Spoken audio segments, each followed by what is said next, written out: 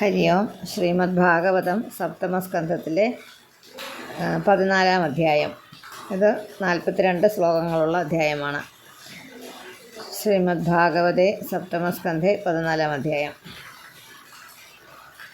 ചതുർദശോധ്യായ. യുധിഷ്ഠിര ഉവാച ഗൃഹസ്ഥയേതാം പദവീം വിധിനായേന ചാഞ്ചസ യാതി ദേവർഷേ ബ്രൂഹി മാതൃശോ ഗൃഹമൂഢതി.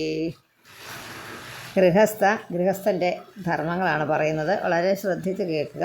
എങ്ങനെയാണെന്ന് ഗൃഹസ്ഥം വേണ്ടതെന്ന്. നമ്മളങ്ങനെയൊന്നും ചെയ്യാൻ ഇന്നത്തെ ഈ സാഹചര്യത്തിൽ ഇതൊന്നും സാധ്യമല്ലാത്ത കാര്യമാണ്. പിന്നെ അന്നത്തെ കാലത്ത് പറഞ്ഞിരുന്നത് ഇങ്ങനെയൊരു കാലം ഉണ്ടായിരുന്നു, ഒരു വിധിപ്രകാരം ജീവിച്ചിരുന്ന ഒരു കാലം ജനങ്ങൾക്കുണ്ടായിരുന്നു. അതിൽ നിന്ന് വ്യത്യസ്തമായിട്ട് ജീവിക്കുമ്പോഴാണ് അധർമ്മികൾ എന്ന് പറഞ്ഞവരെ ഒരു മാറ്റി നിർത്തലും ഉണ്ടായിരുന്നു. എന്നാൽ ഒരു ധർമ്മം, അതുപോലെ ഗൃഹസ്ഥധർമ്മം പാലിക്കാത്തവനെ ഗൃഹസ്ഥനായിട്ട് കരുതുകയില്ല.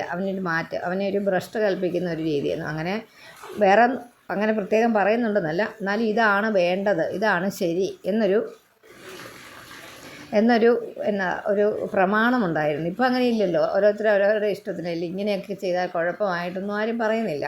അവരവരുടെ ഇഷ്ടത്തിനാണ് ഓരോ ഗൃഹങ്ങളിലും ജീവിക്കുന്നത്. മറ്റേത് ഒരു ആശ്രമികൾക്ക് ഗൃഹസ്ഥർ എന്ന് പറയുന്ന വിവാഹ ജീവിതം കഴിച്ച് ദമ്പതികളായിട്ട് മക്കളുമായിട്ട് താമസിക്കുന്ന ആൾക്കാരെ ഒരു കുടുംബം ഉണ്ടെങ്കിൽ അവരെങ്ങനെയൊക്കെ വേണം ചെയ്യാൻ, എങ്ങനെയൊക്കെ വേണം ആ കുടുംബനാഥൻ അല്ലെ കുടുംബനാഥ പ്രവർത്തിക്കേണ്ടതെന്നൊരു നിശ്ചിതമായ നിയമം ഉണ്ടായിരുന്നു. അത് ഇപ്പോഴത്തെ കാലത്തെ പോലെ തന്നെ അത് പ്രത്യേകിച്ച് എവിടെയെങ്കിലും അങ്ങനെ ഇതായിട്ടുള്ളതല്ല. പക്ഷേ എഴുതി വെച്ചിട്ടുണ്ടോ എന്ന് വെച്ചാൽ ഇതിനകത്ത് എഴുതി വെച്ചിട്ടുണ്ട്. അതുകൊണ്ട് നമ്മളത് പറയുന്നത്. അന്ന് അങ്ങനെ ഒരു സിസ്റ്റം ഉണ്ടായിരുന്നു. ഇപ്പോൾ അങ്ങനെ ഒരു സിസ്റ്റം ഇല്ല. എഴുതി വെച്ചിരിക്കുന്നതായിട്ടോ അല്ലെ ഒരു പ്രമാണമായിട്ടൊരു കാര്യമൊന്നും പറയുന്നില്ല. ഗൃഹസ്ഥ ഏതാം പദവീം വിധിനായേന ചാഞ്ചസ യാതി ദേവർഷേ ബ്രൂഹി മാതൃശോ ഗൃഹമൂഢദേഹി. 14-ാം അധ്യായത്തിൽ ഗൃഹസ്ഥൻ്റെ ധർമ്മങ്ങളാണ് പറയുന്നത്. ബ്രഹ്മചാരിയുടെ ധർമ്മം വിവരിച്ച ശേഷം ഗൃഹസ്ഥ ധർമ്മം പറയാതെ വാനപ്രസ്ഥ സന്യാസ ധർമ്മങ്ങളാണ് പറഞ്ഞത്. ഗൃഹസ്ഥൻ്റെ ധർമ്മം പറയാതിരുന്നത് എന്തുകൊണ്ടാണെന്ന്, ഗൃഹസ്ഥൻ മോക്ഷത്തിന് അർഹനല്ലേ എന്നാണ് യുധിഷ്ഠിരൻ്റെ ചോദ്യം. നാരദനോട് ചോദിക്കാം. നാരദ ഉവാച സാധു പൃഷ്ടം മഹാഭാഗാ ലോകാൻ സമനുഗൃഹത തത്വേന തദഹം ഭക്ഷ്യേ നൈഷ്കർമ്മ്യം യേന കർമ്മണാം. ശ്രീനാരദൻ പറയുക, പൂജ്യനായ മഹാരാജാവെ, അങ്ങ് നന്നായി അറിഞ്ഞിരിക്കുന്നു. എങ്കിലും ലോകങ്ങളെ അനുഗ്രഹിക്കാനായി ചോദ്യം ഒരു ഉചിതമായ കാര്യമാണ്. ആ ചോദ്യം ലോകത്തിന് വേണ്ടി അങ്ങേക്കറിയാമെന്ന് എനിക്കറിയാം. പക്ഷേ ലോകത്തിന് വേണ്ടിയിട്ടാണ് അങ്ങ് ഈ ചോദ്യം ചോദിച്ചിരിക്കുന്നത്. ഞാൻ അതിന് ഉത്തരം പറയാമെന്ന് പറഞ്ഞ് പറയുക. മോക്ഷത്തിന് കർമ്മങ്ങൾ മോക്ഷത്തിന് തടസ്സമാണെന്നുള്ളത് സത്യം തന്നെ. കർമ്മങ്ങൾ ചെയ്താൽ അതിൻ്റെ ഫലത്തെ ആഗ്രഹിക്കും. അതുകൊണ്ട് ആ കർമ്മത്തിൽ ബദ്ധനാകും. അപ്പോൾ തന്നെ മോക്ഷം ലഭിക്കുകയില്ല. ബദ്ധനല്ലല്ലോ, ബദ്ധത വിടണം. ബന്ധമുണ്ടാകരുത്. ബന്ധമറ്റെന്നല്ലേ നമ്മൾ ചോദിക്കുന്നത് എപ്പോഴും. ബന്ധമറ്റ് അല്ലെ മുക്തി വരുമെന്നാണ്. അപ്പോൾ ആ മോക്ഷത്തിന് എങ്ങനെ അനുഷ്ഠിച്ചാൽ, കർമ്മം ചെയ്യാതിരിക്കാൻ പറ്റില്ല ഗൃഹസ്ഥന്. അപ്പോൾ എങ്ങനെ അനുഷ്ഠിച്ചാൽ ആ മോക്ഷ സാധകമായ ജ്ഞാനം ഉണ്ടാകുമോ, ആ വിധി ഞാൻ അങ്ങയോട് പറയാം. ഇത് ചില പുസ്തകങ്ങളിൽ ഈ വാക്ക് ഇതില്ല കേട്ടോ. ഈ വാക്ക് നാരദ ഉവാച സാധുപൃഷ്ടം മഹാഭാഗ ലോകാൻ സമനുഗൃഹത എന്നുള്ള ചില പുസ്തകങ്ങളിൽ കാണില്ല. അത് അങ്ങനെയാണെങ്കിൽ അങ്ങനെ തന്നെ ഇരിക്കട്ടെ. ഉള്ളവരുള്ളതുപോലെ വായിക്കുക. ഇല്ലാത്തവർ അത് കൂട്ടിച്ചേർക്കാനൊന്നും പോകണ്ട. ഗൃഹേഷു അവസ്ഥിതോ രാജൻ ക്രിയാ കുറുവൻ ഗൃഹോചിത വാസുദേവാർപ്പണം സാക്ഷാത് ഉപാസീത മഹാമുനീൻ. ഈ അധ്യായത്തിൻ്റെ ഈ ശ്ലോകം മുതൽ അധ്യായത്തിൻ്റെ അവസാനം 42-ാമത്തെ ശ്ലോകം വരെ ഗൃഹസ്ഥൻ എങ്ങനെ ഗൃഹോചിതമായ ക്രിയകൾ, കർമ്മങ്ങൾ ഫലം ആശിക്കാതെ, കർമ്മത്തിൻ്റെ ഫലം ഒന്നും ചിന്തിക്കാതെ എല്ലാം ഭഗവാനായി ശ്രീ വാസുദേവാർപ്പണം സർവം കൃഷ്ണാർപ്പണമസ്തു നമ്മൾ പറയാറില്ല. അതങ്ങനെ ചെയ്യുന്നവനായിട്ട് ഭഗവത് ഭക്തന്മാരായ മുനികളെ സേവിക്കണം. ഭഗവത് ഭക്തന്മാരായ മുനീശ്വരന്മാരെ ഒക്കെ സേവിക്കണം. നമ്മൾ സത്സംഗം ഉണ്ടാകണം. ഇതിനകത്തൊന്നും സാക്ഷാത് ഉപാസീത എന്നാണ് ആ വാക്ക്. അവസാനത്തെ വാക്ക്, 2-ാമത്തെ ലൈനിൻ്റെ അവസാനത്തെ വാക്ക് സാക്ഷാത് ഉപാസീത. ഉപാസിക്കണം. ആരെ? മഹാമുനീൻ, മുനികളെ. ശൃണ്വൻ ഭഗവതോഭീക്ഷ്ണം അവതാരകഥാമൃതം ശ്രദ്ധാനോ യഥാകാലം ഉപശാന്ത ജനാവൃത സൽസംഗാത് ശനകൈ സംഗം ആത്മജായാത്മജാതിഷു വിമുഞ്ചേൻ മുച്യമാനേഷു സ്വയം സ്വപ്നവത് ഉദ്ധിത. വാക്കുകളെല്ലാം കിട്ടിയോ? ശൃണ്വൻ ഭഗവതോ ഭീക്ഷണം നിർത്തുക. പിന്നെ അവതാര കഥാമൃതം. ശ്രദ്ധധാനോ യഥാകാലം. ഉപശാന്ത ജനാവൃത. അഞ്ചാമത്തെ സത്സംഗാത് ശനകൈ സംഗം ആത്മജായാത്മജാതിഷു വിമുഞ്ചേൻ മുച്യമാനേഷു സ്വയം സ്വപ്നവത് ഉദ്ധിത. അതായത് ഭക്തന്മാരായ മുനിമാരെ സേവിക്കണമെന്ന് പറഞ്ഞതിൻ്റെ എന്താണതുകൊണ്ടുള്ള ഉപയോഗം എന്നും കൂടെ പറയുക.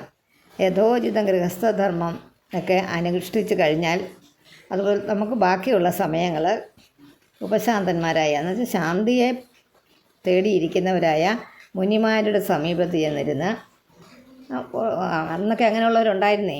അപ്പോൾ അവരുടെ അടുത്ത് ചെന്നിരുന്ന് ചോദിച്ചാൽ പൈസയൊന്നും കൊടുക്കാതെ അവർ അതൊക്കെ ഉപദേശിച്ച് കൊടുക്കും. ദക്ഷിണ കൊടുത്തൊക്കെ വാങ്ങിക്കും, അല്ലെങ്കിൽ വാങ്ങിക്കില്ല. അങ്ങനെ ഭഗവാന്റെ അവതാര കഥാമൃതം പാനം ചെയ്യണം. ചുരുക്കത്തിൽ എന്താ നമ്മളിപ്പോൾ ചെയ്തുകൊണ്ടിരിക്കുന്നത്? ചെയ്യണം, വേറെ ഒന്നുമില്ല. സത്സംഗം ഇടയ്ക്കിടയ്ക്കൊക്കെ ഇതുപോലത്തെ കാര്യങ്ങൾ. ഇപ്പം മുനിമാരുടെ അടുത്തൊന്നും ചെല്ലണ്ട, ഫോണൊക്കെ ഓൺ ചെയ്ത് ഏതെങ്കിലും ഒരു ചാനലിൽ എടുത്ത് വെച്ചാൽ ഇങ്ങനെ പറഞ്ഞുകൊണ്ടിരിക്കുന്നതായ ഒരുപാട് കാര്യങ്ങൾ നമുക്ക് കേൾക്കാൻ സാധിക്കും. അപ്പോൾ അതൊക്കെ കേട്ട് നമുക്ക് മുക്തിയെ പ്രാപിക്കാം. എങ്ങനെ വിട്ടു നിൽക്കാമെന്ന്, ഈ കർമ്മത്തിൻ്റെ ബന്ധനത്തിൽ നിന്ന് വിട്ടു നിൽക്കാമെന്ന്. സജ്ജന സംസർഗത്താലും കഥാശ്രവണത്താലും ക്രമേണ ഭക്തി വരും. എൻ്റേതെന്നോ ഞാനെന്നുമുള്ള വിചാരം അത്ര വിചാരത്തിൻ്റെ മൂലമായിരിക്കുന്ന കാരണമായിരിക്കുന്ന ശരീരം, ഞാനെന്നും എൻ്റേതെന്നും പറയുന്ന ആരാ? ശരീരം ഉള്ളതുകൊണ്ടാണ്. ഭാര്യാപുത്രന്മാരെല്ലാം അതെല്ലാം വിഷയങ്ങളിൽ അതിൽ നിന്ന് ബന്ധത്തെ അകറ്റണം. എപ്പോഴെങ്കിലും ഒരിക്കൽ തന്നെ വിട്ടു പോകുന്നതാണെന്ന് താൻ ധരിക്കണം. ഇത്രയേ ഉള്ളൂ. ഇത്രയും ചെയ്താൽ മതി. നമ്മുടെ ഈ ചെറിയ കാര്യമേ ഉള്ളൂ. ഇതൊക്കെ എനിക്ക് സ്വന്തമായിട്ട് എന്നും എൻ്റെ കൂടെ ഉണ്ടാവുകയില്ല എന്ന് ധരിക്കുക. നമ്മളൊരു സമയത്ത് നമ്മുടെ കൂട്ടത്തിൽ ഭർത്താവുണ്ട്, അച്ഛനുണ്ട്, അമ്മയുണ്ട് എന്നൊക്കെയുള്ളൊരു ധാരണയുണ്ടായിരുന്നു. ഇപ്പം നമ്മുടെ ഒരുമാതിരിപ്പെട്ട മിക്കവാറും പേർക്ക് ഒരുപാട് പേര് നഷ്ടപ്പെട്ടവരാണ്. ഈ സ്വന്തം എന്ന് പറയുന്നവർ നഷ്ടപ്പെട്ടവരാണ്. എന്നുവെച്ചാൽ ജീവനോടെ ഇല്ലാത്തവരാണ്. പലർക്കും അച്ഛൻ, അമ്മ, സഹോദരങ്ങളൊക്കെ പോയിട്ടുള്ളവരാണ്. അപ്പോൾ അങ്ങനെയുള്ളവർ ഉണ്ടായിരിക്കുന്ന കാലത്ത് ഇതെന്നും എൻ്റെ കൂടെ ഉണ്ടായിരിക്കുമെന്ന് നമ്മൾ വിചാരിക്കാതിരിക്കുക. ഭാര്യ അല്ലെങ്കിൽ ഭർത്താവ്, സഹോദരങ്ങൾ, മക്കൾ ഇവരൊക്കെ ചിലപ്പം വിട്ടുപോകും. അത് ഉണ്ടാകരുതെന്നാണ് നമ്മുടെ എല്ലാ ആഗ്രഹമില്ലേ. നമ്മൾ ഉള്ളിടത്തോളം നമുക്കിളയവരായിട്ടുള്ള കുട്ടികളായിട്ടുള്ളവരൊക്കെ നമ്മുടെ കൺമുമ്പിൽ നിന്ന് മറയരുത്, നമ്മുടെ കണ്ണടയുന്നതിന് മുമ്പെന്ന് വിചാരിക്കുന്നവരെ എല്ലാവരും. പക്ഷേ ഇത് നമ്മൾ മനസ്സിലാക്കിയതെല്ലാം നമ്മളെ വിട്ടു പോകുന്നതാണ്. ആ നമ്മുടെ എന്ന് പറഞ്ഞ ആത്മാവിനെ വിട്ടുപോകുന്നത് നമ്മൾ എൻ്റേതല്ല. അതുകൊണ്ടാണ് അത് വിട്ടുപോകുമ്പോൾ സങ്കടം ഉണ്ടാകാത്തതും പലർക്കും. എന്നുവെച്ചാൽ എൻ്റേതല്ല എന്ന് ധരിച്ചിരിക്കുന്നവർക്ക് അതിന് മാത്രം ബുദ്ധിമുട്ടുണ്ടാകുന്നില്ല. എൻ്റേതാണെന്ന് പറയുമ്പോഴാണ് എൻ്റേത് നഷ്ടപ്പെടുമ്പോൾ എനിക്ക് ബുദ്ധിമുട്ട്. നിങ്ങളുടേതാകുമ്പോൾ എനിക്ക് അത്ര ബുദ്ധിമുട്ടില്ല. നിങ്ങളുടേത് പോയി യേശോ കഷ്ടം എന്ന് പറയുന്നത് കൂടുതൽ ബുദ്ധിമുട്ടുണ്ടാകുന്നില്ല. ഞാനും എൻ്റേതുമാണ് എന്നെ ദുഃഖിപ്പിക്കുന്നത്. അത് ഇല്ലാതാക്കുന്ന രീതിയിലുള്ള വിചാരം ചെയ്യാനായിട്ട് മുനിമാർ നമ്മളെ സഹായിക്കും. അതായത് അവരുടെ സത്സംഗം കൊണ്ട് നമുക്ക് സാധിക്കും. യാവതർത്ഥമുപാസീനോ ദേഹേ ഗേഹേ ച പണ്ഡിത വിരക്തോ രക്തവത്തത്ര നൃലോകേ നരതാം ന്യസേത്. അതൊക്കെ ഈ പറഞ്ഞ കാര്യത്തെ ഒന്നുകൂടെ ഉദ്ബോധിപ്പിക്കുന്ന കാര്യം പറഞ്ഞതേ ഉള്ളൂ. യാവതർത്ഥമുപാസീനോ ദേഹേ ഗേഹേ ച പണ്ഡിത വിരക്തോ രക്തവത് തത്ര നൃലോകേ നരതാം ന്യസേത്. ദേഹത്തിലും ഗേഹത്തിലും അർത്ഥത്തിലുമൊക്കെ സ്വീകരിക്കുന്നവൻ താല്പര്യമില്ലാത്തവനും അതിൽ താല്പര്യം ഉള്ളവനെന്ന പോലെ വിദ്വാൻ പ്രകാശിപ്പിക്കണം. താല്പര്യമൊന്നുമില്ല, പക്ഷെ താല്പര്യമുള്ളതുപോലെ പ്രകാശിപ്പിക്കണം. നമ്മളൊക്കെ അങ്ങനെ തന്നെയാണ്. താല്പര്യമുള്ളതുപോലെ ശരിക്കും താല്പര്യം നമുക്ക് നമ്മളോട് തന്നെ ഉള്ളൂ. പക്ഷേ നമ്മൾ അതങ്ങനെയല്ല എന്ന് തോന്നിപ്പിക്കത്തക്ക രീതിയിലാണ് നമ്മൾ പ്രവർത്തിക്കുന്നത് എന്നേ ഉള്ളൂ. ജ്ഞാതയ പിതരോ പുത്ര ഭ്രാതര സുഹൃദോപരേ യത് വദന്തി യത് ഇച്ഛന്തി ച അനുമോദേത നിർമ്മമഃ ച അനുമോദേത. ജ്ഞാതയ ജ്ഞാതികൾ അറിവുള്ളവർ, പിതരവും മാതാപിതാക്കന്മാർ, പുത്രാഹ പുത്രന്മാർ, ഭ്രാതരഹ സഹോദരന്മാർ, അപരേ സുഹൃത മറ്റ് സുഹൃത്തുക്കൾ, യാതൊന്നിനെ പറ്റി പറയുന്നുവോ യാതൊന്നിനെ ആഗ്രഹിക്കുന്നുവോ മമതയില്ലാത്തവനായിട്ട് അനുമോദിക്കണം. അതായത് വേറെ നമുക്ക് നമ്മുടേതാണെന്ന് വിചാരിക്കാതെ അവരെ എല്ലാം കാണുക. നമ്മുടേത് മാത്രമാണ് അവരെന്ന്. ഉള്ളിൽ വിരക്തി ഉണ്ട്, പുറമേ ആസക്തിയും ഉണ്ടായിരിക്കണമെന്നാണ് പറഞ്ഞത്. കാരണം ഉള്ളിൽ നമുക്ക് വിരക്തിയുണ്ട്. ഇതൊക്കെ നമ്മുടെ ഉള്ളിൻ്റെ ഉള്ളിൽ നമ്മൾ അറിഞ്ഞിരിക്കുക. ഇതൊക്കെ ഇതുപോലെ ആയിരിക്കുകയില്ല കുറച്ച് നാൾ കഴിയുമ്പോൾ എന്ന് നമ്മൾ വിചാരിക്കുക. അത് പല പ്രാവശ്യം പറഞ്ഞിരിക്കുന്ന കാര്യങ്ങൾ തന്നെയാണ് വീണ്ടും ആവർത്തിക്കുന്നത്. നമ്മളുടേതാണെന്ന് നമ്മൾ വിചാരിക്കുന്നത് പലതും അല്ലാതായിത്തീരുന്നു നമ്മുടെ കൺമുമ്പിൽ വെച്ച് തന്നെ കാണുന്നുണ്ട്. എന്നാലും നമ്മൾ പഠിക്കില്ല. എന്നാലും പിന്നെയും വിചാരിച്ചുകൊണ്ടിരിക്കും ഇത് എൻ്റേതാണെന്ന്. അപ്പോഴാണ് കുഴപ്പം വരുന്നത്. ഞാൻ ഏറ്റവും നല്ല ഉദാഹരണമായിട്ട് നമ്മുടെ മക്കൾ നോക്കുക. മക്കൾ നമ്മുടേതാണ് എന്ന് തന്നെ വിചാരിച്ചിരിക്കുക. പക്ഷെ ഒരു പുത്രനോ പുത്രിയോ ആയിക്കോട്ടെ, അവർ നമ്മളുടെ കൂട്ടത്തിലുള്ളപ്പോൾ നമ്മൾ അവരുടെ അച്ഛനും അമ്മയുമായിരുന്നു. അവരെ വേറൊരു ഗൃഹസ്ഥയായിട്ട് അവർ മാറുമ്പോൾ എന്ന് വെച്ചാൽ അവരുടെ വിവാഹം കഴിയുമ്പോൾ, മക്കളുടെ ആണെങ്കിലും മകളുടെ ആണെങ്കിലും കുട്ടികളുടെ വിവാഹം കഴിഞ്ഞ് കഴിയുമ്പോൾ അവർ വേറെ ഒരു കുടുംബമായി സത്യത്തിൽ. പക്ഷെ നമ്മൾ അപ്പോഴും ധരിച്ചു വച്ചിരിക്കുന്നത് ഇതെൻ്റെ പുത്രനാണ്, ഇതെൻ്റെ പുത്രിയാണ് എന്ന് ധരിച്ചു വച്ചിരിക്കുക. എന്നിട്ടോ അവർക്കുണ്ടാകുന്ന എന്തെങ്കിലും മാറ്റങ്ങളിലോ പ്രയാസങ്ങളിലോ സന്തോഷങ്ങളിലോ ഒക്കെ നമ്മുടേതാണെന്ന് പൂർണ്ണമായിട്ട് വിചാരിച്ച് നമ്മൾ പ്രതികരിക്കുക. ആ സന്തോഷമാണെങ്കിലും നമ്മൾ അങ്ങനെയാണ് പ്രതികരിക്കുന്നത്, അവരുടേത് നമ്മുടേതാണെന്ന്. പക്ഷേ അവരുടെ ഭാര്യമാരോ ഭർത്താക്കന്മാരോ അത് സമ്മതിക്കില്ല. അവരതിനെ ഗണിക്കുന്നേ ഇല്ല. നമ്മളുടെ കാര്യത്തിനെക്കുറിച്ച് ഈ രണ്ട് കൂട്ടരും ഗണിക്കുന്നില്ല, അവർ ചിന്തിക്കുന്നേ ഇല്ല. പക്ഷെ നമ്മൾ തിരിച്ചാണ് ചെയ്തുകൊണ്ടിരിക്കുന്നത്. എന്താ, നമ്മളെന്നും നമ്മുടെ പുത്രിമാരാന്ന് ഓർത്തായിരിക്കുന്നത്. അവരൊക്കെ വരെ നമ്മളെ വിട്ടു പോയി. അവർ വേറെ ജീവിതം, അവരുടേതായിട്ടുള്ള ജീവിതം തീർക്കുക, അവരാടി തീർക്കാം, അവരുടെ മക്കളുമായിട്ട് അവർ കഴിയുക. എന്നാലും നമ്മൾ ഓർക്കുന്നത് എൻ്റെ പുത്രൻ, എൻ്റെ പുത്രി അതെന്നും നഷ്ടം ആണ്.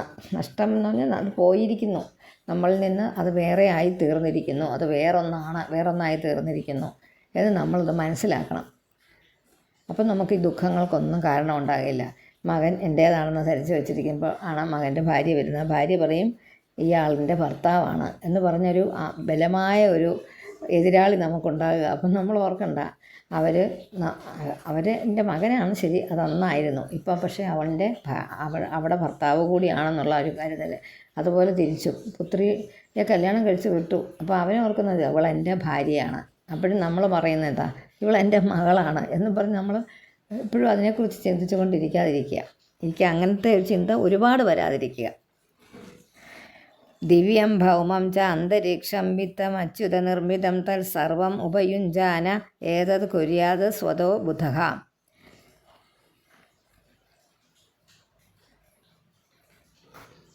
ഇങ്ങനെ എല്ലാവരെയും സന്തോഷിപ്പിക്കാനും എല്ലാവരുടെയും ഇഷ്ടം സാധിച്ചു കൊടുക്കാനും തുടങ്ങിയാൽ അതിന് മാത്രം നമുക്ക് ധനം ഉണ്ടാവുകയില്ല. ഇത് എവിടുന്ന് കിട്ടും? ദിവ്യം ഭൗമം ച അന്തരീക്ഷം വിത്തം അച്യുത നിർമ്മിതം തത്സർവം ഉപയുഞ്ജാന ഏതത് കുര്യാത് സ്വതോ ബുധഃ. അത് ദ്യോവിൽ നിന്നുണ്ടാകുന്ന ഭൂമിയിൽ നിന്ന് കിട്ടുന്ന, അന്തരീക്ഷത്തിൽ നിന്ന് കിട്ടുന്നത് അച്യുത നിർമ്മിത, അതായത് ഈശ്വരനാൽ തരപ്പെട്ടത്, ഈശ്വരനാൽ നിർമ്മിക്കപ്പെട്ടത്. വിത്തം ധനം എല്ലാ സർവവും ഉപയുഞ്ജാന ഉപയോഗിക്കുന്നവനായിട്ട് ബുധഃ വിദ്വാൻ സ്വതേ തന്നെ ഇങ്ങനെ ചെയ്യണം. യാവത് ഭ്രിയേത ജഠരം താപസ്വത്വം ഹി ദേഹിന അധികം യോഭിമന്യേത സസ്തേനോ ദണ്ഡമർഹതി. യാവത് ഭ്രിയേത ജഠരം താവത് സ്വത്വം ഹി ദേഹിന അധികം യോഭിമന്യേത സസ്തേനോ ദണ്ഡമർഹതഃ. ദേഹികളുടെ ജഠരം എന്ന് വെച്ചാൽ വയറ് എന്തുകൊണ്ട് ഭരിക്കപ്പെടുമോ അത്രത്തോളം തനിക്കുള്ള സ്വത്വം എന്ന് വെച്ചാൽ തൻ്റെ സ്വരൂപം തനിക്കുള്ളത് അധികത്തെ യാതൊരുവൻ അഭിമാനിക്കുന്നുവോ അവൻ ശിക്ഷയെ അർഹിക്കുന്നു. അതായത് പ്രാരബ്ധവശാൽ ധനം അധികം ലഭിച്ചിരുന്നാലും അതിൽ ആസക്തി ഉറപ്പിക്കരുത്. നമുക്ക് നമ്മുടെ പ്രാരബ്ധം അനുസരിച്ച്, നമ്മളുടെ കർമ്മം അനുസരിച്ച് നമുക്ക് ധനം കുറേ ലഭിച്ചിരുന്നാലും നമ്മൾ അതിനകത്തൊരു ആസക്തമാകരുത്. എത്രത്തോളമുള്ള അന്നാദി പദാർത്ഥങ്ങൾ ഉദരപൂരണദ്വാര പ്രാണധാരണം ചെയ്യാൻ കഴിയുമോ അത്രത്തോളം പദാർത്ഥത്തിൽ മാത്രമേ ദേഹികൾക്ക് സ്വന്തമായിട്ട് കരുതാൻ അവകാശമുള്ളൂ. തൻ്റെ വയറ്റിൽ കൊള്ളാവുന്നതേ തനിക്ക് കഴിക്കാൻ പറ്റുള്ളൂ. ബാക്കിയുള്ളത് അധികം നമുക്ക് പിന്നെ സാധ്യമല്ല. അസാധ്യമായ കാര്യമാണ്. ധനവും അതുപോലെ ആവശ്യത്തിനുള്ളതേ ആകാവുള്ളൂ. അത് കൂടുതലായാലത് നമുക്കുള്ളതല്ല, വേണ്ടെന്ന് വെക്കണം. യാതൊരുവൻ അതിലധികത്തെ തൻ്റേതെന്ന് അഭിമാനിക്കുന്നവൻ ശരിക്കും ചോരനാകുന്നു. തൻ്റേതല്ലാത്ത കൈവശം വയ്ക്കുന്ന തൻ്റേതല്ലാത്തത് എന്ത് കൈവശം വയ്ക്കുന്നോ അത് കള്ളത്തരമാണ്, അല്ലേ? വേറൊരാളിൻ്റേതാണ്. അതുകൊണ്ട് ജീവധാരണത്തിന് ആവശ്യമായ ധനത്തെ മാത്രം എടുക്കുക. ബാക്കിയുള്ളത് വേറെ എന്തെങ്കിലും ഇതിന് ഉപയോഗിക്കുക. തൻ്റേത് ഉപയോഗിക്കുക എന്ന് ഇവിടെ പറയുന്നില്ല. ഇതിനകത്ത് ഈ പദ്ധതി പറഞ്ഞിരിക്കുന്നത് തൻ്റേതിന് ആവശ്യമുള്ളത് മാത്രം എടുക്കുക. മൃഗോഷ്ട്ര ഖരമർക്ക അഘു സരീസൃപ് ഖഗമക്ഷിക. ആ വാക്കുകളൊക്കെ ഒന്ന് തിരിച്ചെഴുതിക്കോ കേട്ടോ. മൃഗോഷ്ട്ര ഒന്നിച്ച് പറഞ്ഞാൽ മതി. മൃഗോഷ്ട്ര, പിന്നെ ഖര മർക്കാഖു സരീസൃപ് ഖഗ മക്ഷിക ആത്മന പുത്രവത് പശ്യേത് തൈരേഷാം അന്തരം കിയത്. അതായത് പശു, കുതിര, പൂച്ച, ഒട്ടകം, കഴുത,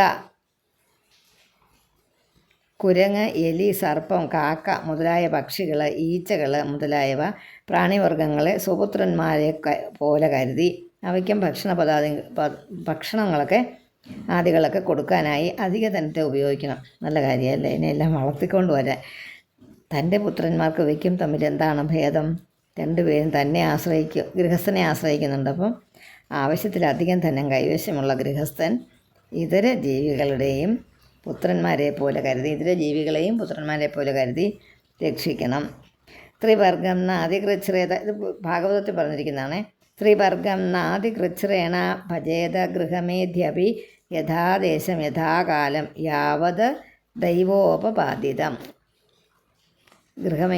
ഗൃഹസ്ഥാശ്രമത്തിലിരിക്കുന്നവനും അതികൃച്ഛ്രേത വളരെ കഷ്ടത്താൽ ത്രിവർഗത്തെ ഭജിക്കരുത്. എത്രത്തോളം ദൈവത്താൽ പ്രാപിക്കപ്പെടുന്ന ദേശാനുസരണം കാലാനുസരണവും ജീവിക്കുക. അതായത് ആവശ്യത്തിന് തന്നെ ധനാദികൾ ലഭിക്കാഞ്ഞാൽ ഏത് വിധത്തിലും ആശ്രമധർമ്മത്തെ നിർവഹിക്കും എന്ന ചോദ്യത്തിന് ഒരു സമാധാനം പറയുക. എങ്ങനെ ധനം കിട്ടിയില്ലേ എങ്ങനെ ജീവിക്കും എന്നുള്ള ചോദ്യത്തിന് ഉത്തരം പറയുക. ഗൃഹസ്ഥാശ്രമത്തിലിരിക്കുന്നവനും ബ്രഹ്മചാരി മുതലായവരെ പോലെ തന്നെ ധർമ്മം, അർത്ഥം, കാമം എന്ന 3 പുരുഷാർത്ഥത്തെ വളരെ ക്ലേശിച്ചിട്ട് സമ്പാദിക്കണമെന്ന് വിചാരിക്കരുത്. ദേശകാല അതിൻ്റെ അനുസരിച്ച് പ്രാരബ്ധത്താൽ ലഭിക്കുന്നുവോ അതുകൊണ്ട് തൃപ്തരാകണം. മറ്റവരെ പോലെ തന്നെ നമ്മുടെ ആ പ്രവൃത്തികൾക്ക് പരിധികളുണ്ടല്ലേ. ഒരാൾക്ക് ചെയ്യാവുന്ന, ഒരു സ്ത്രീക്ക് ചെയ്യാവുന്ന ജോലികൾ സ്ത്രീ ചെയ്യുക, അതിന് പരിമിതിയുണ്ട്. ഉണ്ടെങ്കിൽ അവിടെ അത് അല്ലാതെ അതിൻ്റെ അപ്പുറത്തേക്ക് ചെയ്ത് ഇതാക്കാൻ നോക്കരുത്. ആശ്വാഖാന്തേവ സായിഭ്യ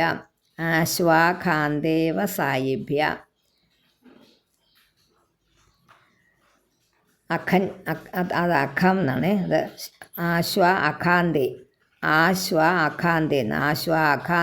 വസായിഭ്യ. ശ്വാവ അഖന്മാർ, പതിതന്മാർ, തെറ്റ് ചെയ്തവർ, പാപികൾ. അന്തേവസായി കാമാൻ വിഭജേത് യഥാ ആത്മനോദാരാം.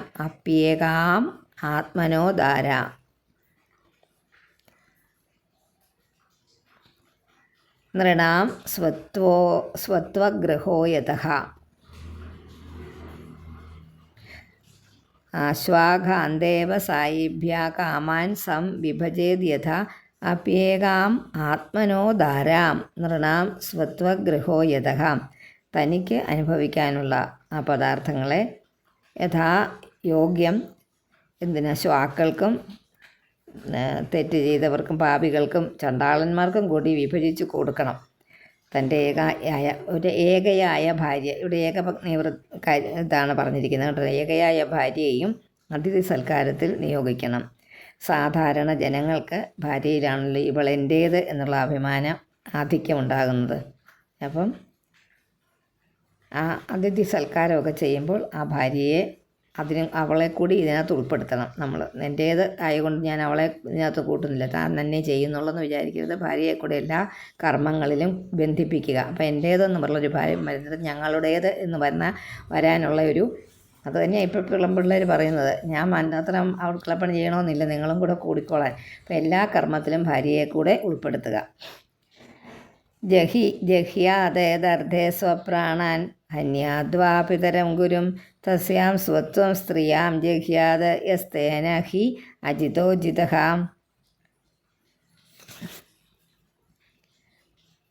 അതൊക്കെ ഈ സ്ത്രീകളെ കൂടെ ഇതിനകത്ത് ഉൾപ്പെടുത്തുന്നതിനെക്കുറിച്ചുള്ള കാര്യം പറഞ്ഞതേ ഉള്ളൂ കേട്ടോ ആ ഒരു ശ്ലോകം.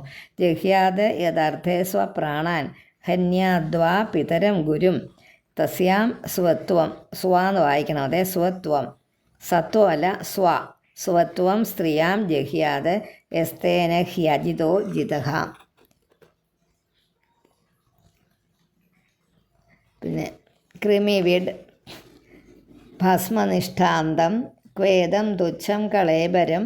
ചിലതിനകത്ത് കളയവരം എന്നായിരിക്കും, അതും ശരി തന്നെയാണ് കേട്ടോ, കളയബരം എന്നതിൻ്റെ പുസ്തകത്തിൽ, അതുകൊണ്ട് ഞാൻ അങ്ങനെ വായിച്ചു. കൃമി വിഡ് ഭസ്മനിഷ്ഠാന്തം ക്വേദം തുച്ഛം കളേബരം ക്വ തദീയ രതിർഭാര്യ.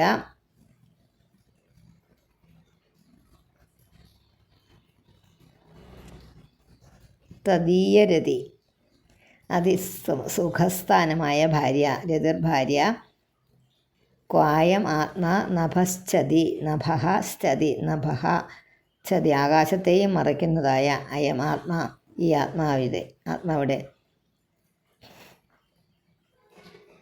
അതൊക്കെ ഈ ഭാര്യയും ഭർത്താവും കൂടെ എങ്ങനെ ജീവിക്കണമെന്ന് പറയുന്ന, തുല്യരായിട്ട് തന്നെ കഴിയണമെന്നുള്ള പറയുന്നതിൻ്റെ അർത്ഥമേ ഉള്ളൂ. സിദ്ധേർയജ്ഞാപശിഷ്ടാർത്ഥൈ കൽപ്പയേത് വൃത്തിമാത്മനഃ ശേഷേ സ്വത്വം ത്യജൻ പ്രാജ്ഞഃ പദവീം മഹതാമിയാത്. സിദ്ധൈർയജ്ഞാവശിഷ്ടാർത്ഥൈഃ കൽപ്പയേത് വൃത്തിമാത്മനഃ ശേഷേ സ്വത്വം ത്യജൻ പ്രാജ്ഞഃ പദവീം മഹതാമിയാത്.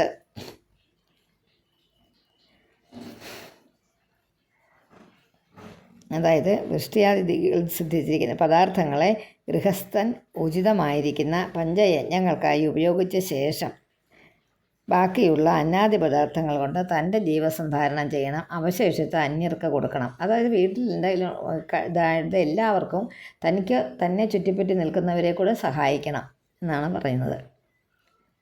യജ്ഞശിഷ്ട ആശിന സന്തോ മുച്ചതേ സർവകിൽബിഷൈ.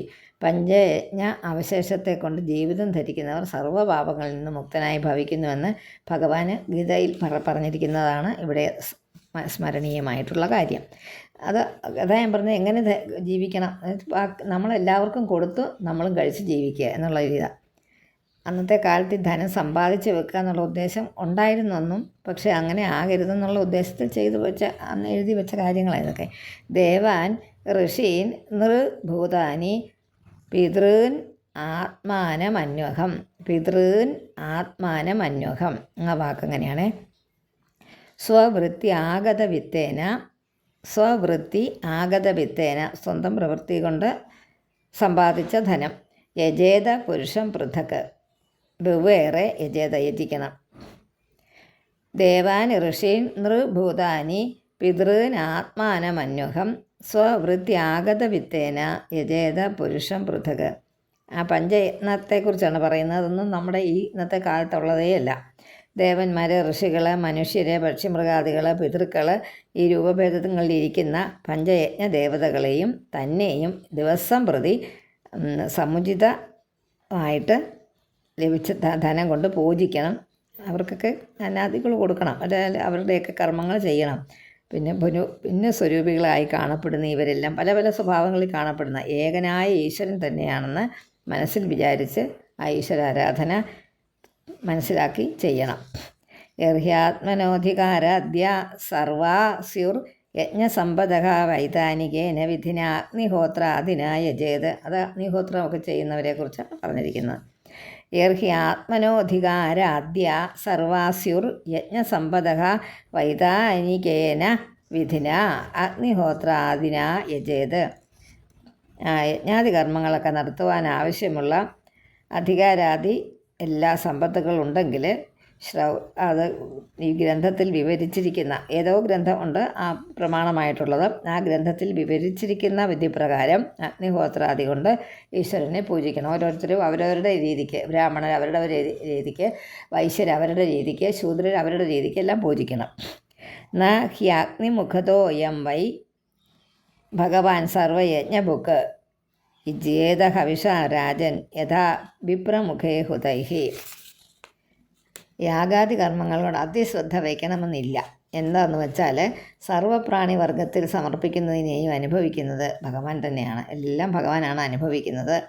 അപ്പോൾ ഈ പ്രാണിവർഗങ്ങളെ ആരാധിക്കുന്നത് കൊണ്ട് ഭഗവാൻ അധികം സന്തോഷം. ബ്രാഹ്മണർക്ക് മൃഷ്ടാന്ന ഭോജനാദികൾ സമർപ്പിക്കുന്നത് കൊണ്ട് ഭഗവാൻ ഏതുവിധം സന്തോഷിക്കുമോ അഗ്നിഹോത്ര കർമ്മത്താൽ ആ വിധം സന്തോഷിക്കുകയില്ല.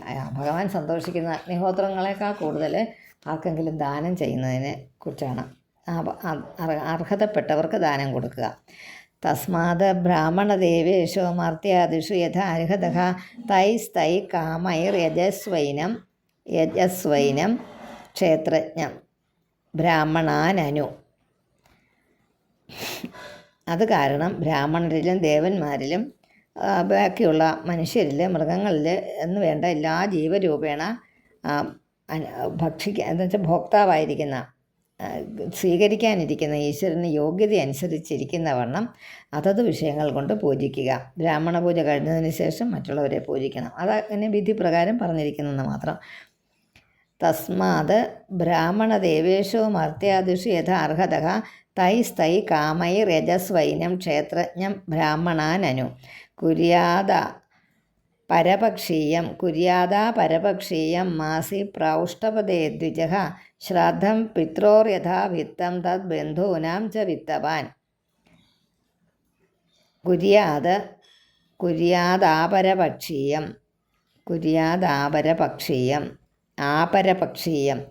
ആപരപക്ഷത്തിൽ ചെയ്യേണ്ടതായ ശ്രാദ്ധത്തെ കുര്യാത ചെയ്യണം.